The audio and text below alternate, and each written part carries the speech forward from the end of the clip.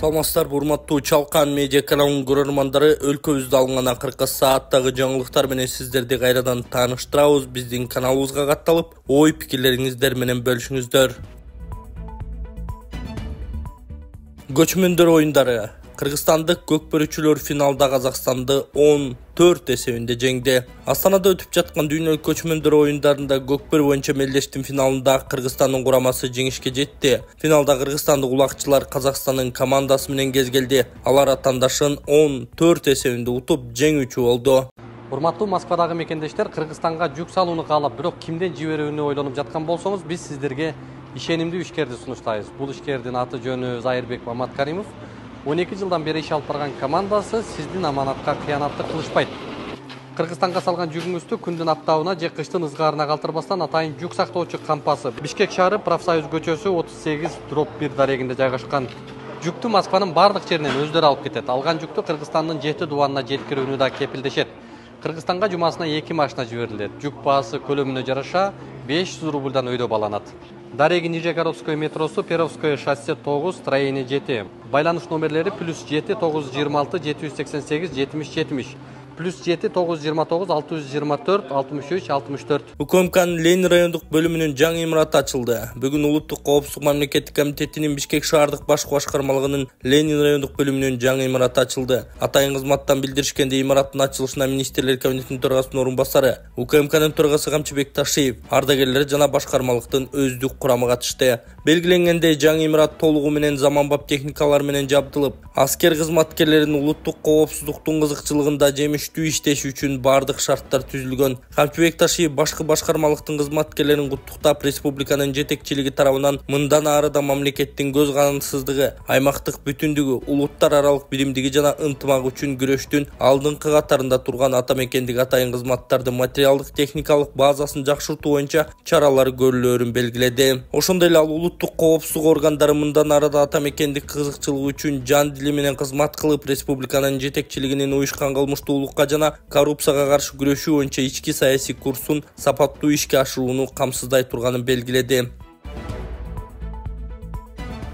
Жоломон Шаршенбеков классташына үйлөнөбү, той өтө турган күнү белгилүү болду. Париж шаарында өткөн Олимпиада оюндарында коло медаль уткан балбан Жоломон Шаршенбеков 23-сентябрь күнү өзү туулган айылы бала саруудан болочок жубайын алып кетери белгилүү болду. Бул тууралуу Турмуш басылмасы жазды. Маалыматка ылайык 23-сентябрь күнү кызы узатуу азем өтөт. Келечектеги келинчеги айылда өзү бирге окуган классташы. Жоломон 1-классты бала сарууда окуп, 2-класстан тарта Бишкекте билим алган. Эске салсак 13-августта Бишкек шаарында Париж Олимпиадасына катышып келген спортчулардын катышуусунда маалымат жыйын өтүп, анда Жоломон Шаршенбеков ушул жылы үйлөнүүгө ниеттенип жатканын билдирген. Кудай буйрса быйыл үйлөнөм деген ал балбан.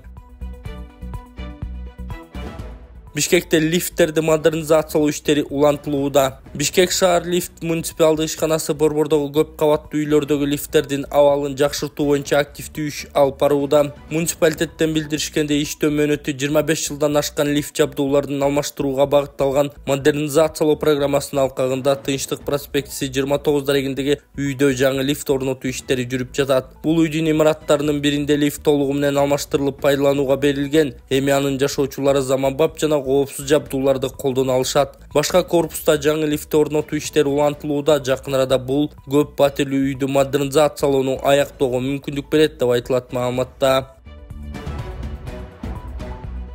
Кыргыз-Өзбек чек арасындагы Кара суу пункту 14 жылдан кийин ишин жандатты. Кыргыз-Өзбек чек арасындагы Кара суу көзөмөл өткөрүү пункту кайрадан ишке киргизилди. Бул тууралуу министрлер кабинетинин маалымат кызматынан билдиришти. Кабарга ылайык анын ачылышына катышкан суу ресурстары, айыл чарба жана кайра иштетүү өнөр жай министри Бакыт Төрөбаев аталган жайдын кайрадан ишке кириши эки өлкө президенттеринин чечкиндүү саясий кадамдарынын негизинде аткарылганын айтты.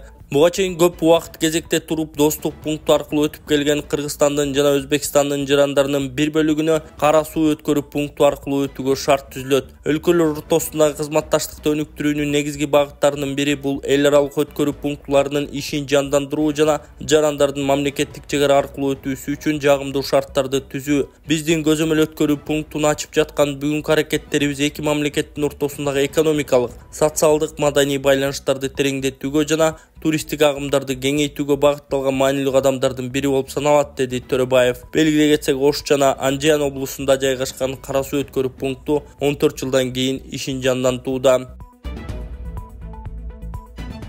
Октябрда футбол боюнча дагы 2 оюн өтөт. Футбол боюнча улуттук курама команда 2026-жылы өтө турган дүйнөлүк чемпионаттын тандап алуу алкагында өз тайпасында 6-орунду ээледи. 10-сентябрда Кыргызстан курама командасы өзбекстандыктарды кабыл алып 2-3 эсебинде утулууга дуушар болду. Ал эми Кыргызстан менен А тайпасындагы Түндүк Корея менен Катар Лаос өлкөсүндө ойноп, эсеп 2-2 менен тең чыгышты. Ушул эле тайпадагы Иран курамасы Бириккен Араб Эмиратынын курамасын утуп алды. Экинчи айланпанын жыйынтыгы менен Катар жана Өзбекстан 6-дан упай топтоп А тайпасында 1-орунга жайгашты. Бириккен Араб Эмираты 3 упай, Түндүк Корея, Катар 1-ден упайларга ээ болушкан. Кыргызстандын улуттук курама командасы 2 оюнда жеңилип калып, азырынча упайы жок. Кыргызстан улуттук курама командасы 10-октябрда Катарда оюн өткөрөт. 15-октябрда Түндүк Кореяны Кыргызстанда кабыл алат.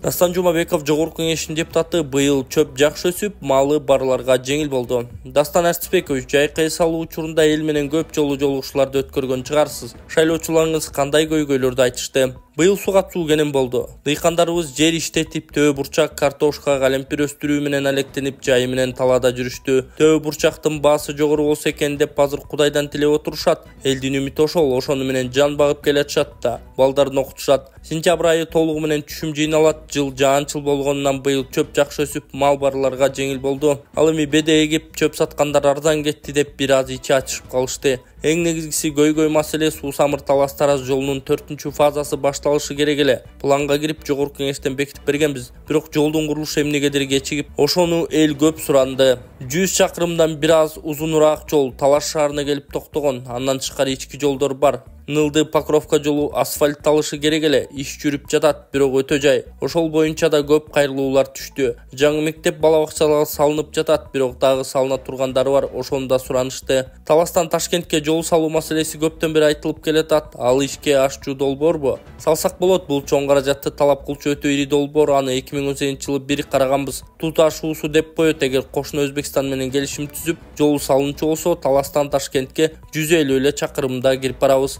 Каражат маселеси чечилсе, бул келечекте ишке ашат деп маек куруп берген Арба KG сайтына эл өкүлү Дастан Жумабеков.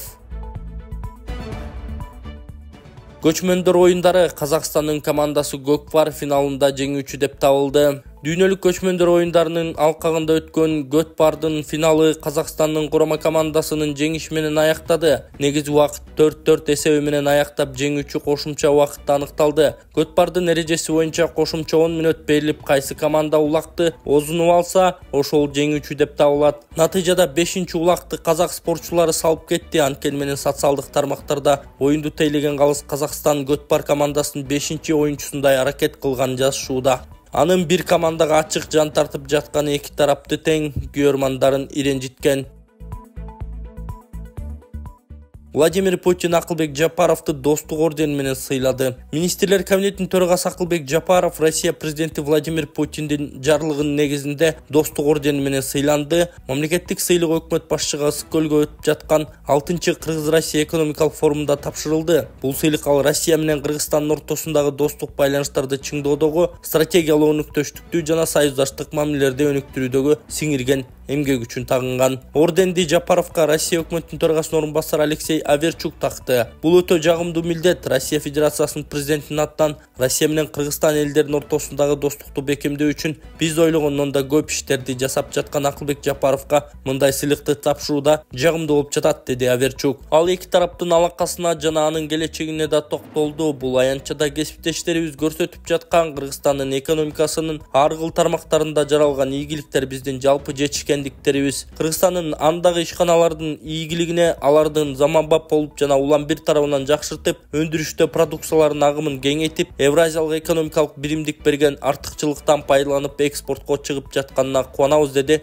өкмөт башчысынын орун басары. Ал бүгүнкү иш-чара Кыргызстан менен Россиянын жакындыгынын белгиси экендигине жана мамлекеттер аралык өз ара соода экономикалык байланыштарды өнүктүрүүдөгү уникалдуу аянтча болуп жаткандыгына токтолду. Бул жандуу курал. Биз буга бүгүн дагы бир жолу ынандык. Жогорку деңгээлдеги саясий байланыштарыбызды майнаптуу кылып толуктап турганына дагы ынанабыз. Россия менен Кыргызстандын ортосундагы соода-экономикалык кызматташтык ыраттуу кеңейип жатат. Бул республика биздин ишенимдүү союздаш жана стратегиялык өнөктөш деп кошумчалады ал. Айдоочуларга тоолуу аймактарга барганда дөңгөлөктү алмаштыруу сунушталат. Транспорт жана коммуникациялар министрлиги тоолуу аймактарга жана тоолуу ашууларга бара жаткан айдоочуларга жайкы дөңгөлөктөрүн кышкыга алмаштырууну сунуштайт. Министрлик Төө ашуу, Көкбел, Алабел, Бишкек-Ош автожолунда, Өтмөк, Талас-Тарасуу самыр жолунда, Долон, Бишкек, Нарын, Торгарт жана башка ашууларда чынжырчаларды ала жүрүүнү эскертти. Анткени анда мезгил менен кар жаап жатат. Эгерде сиз ашуудан өтүп баратканда авариялык абалга туш болуп, унааңызды оодарылып кетишине жол бербөө үчүн таш колдонсоңуз, кетип баратканда аны кайра жолдон алып салыңыз. Анткени трассада калган таш кырсыктарга жана тыгындыга кептейт деп белгиледи министрлик. Мындан тышкары жолдорду кардан тазалоочу атайын техниканын ишине тоскоолдук жаратпоо үчүн каршы тилкеге чыгууга тыюу салынат. Унаалардын ортосунда 500 метр аралык сакталышы керек.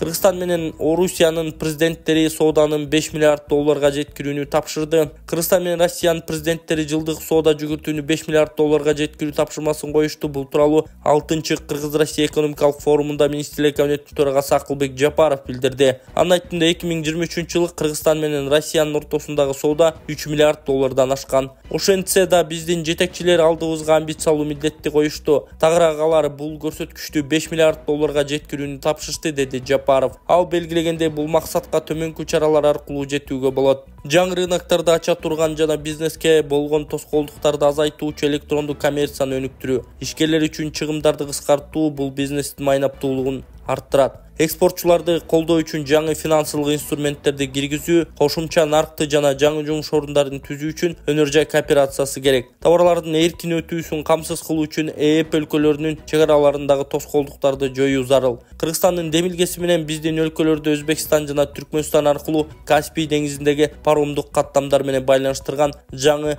мультимодалдык транспорттук маршрут иштелип чыгууда. Бул биздин логистиканы өнүктүрүүгө түрткү болуп, соода жүгүртүүнү тездетет. Муну менен экономикалык байланыштарыбыз бекемделет, деди ал.